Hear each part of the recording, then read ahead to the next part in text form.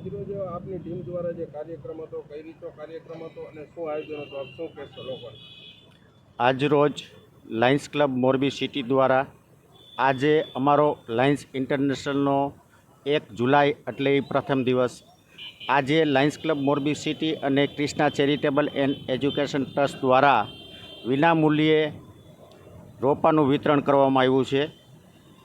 આજે અમારા નવા વરાયેલા પ્રમુખ હરકજીભાઈ સુવારિયા અમારી ક્લબના આજથી પ્રમુખ બને છે અને જેઓ ડોબરી ગૌશાળામાં પણ એમની ખૂબ સેવા છે.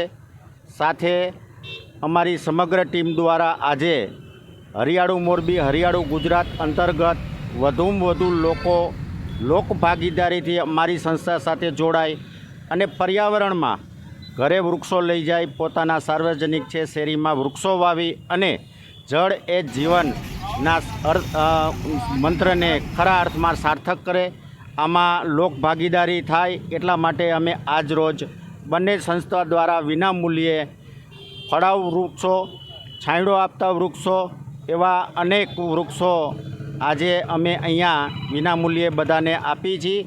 અને ખાસ આનંદ થાય કે આ પર્યાવરણ પ્રોજેક્ટમાં પર્યાવરણ પ્રેમી મોરબીની જનતાએ અમને ખૂબ સાથ અને સહકાર આપ્યો છે. હોંશે હોંશે એ લોકો વૃક્ષો લઈ ગયા છે અને અમને ચોક્કસ ખાતરી છે કે વૃક્ષો એ ઘરે લઈ જઈ વાવશે અને ઉછેરશે.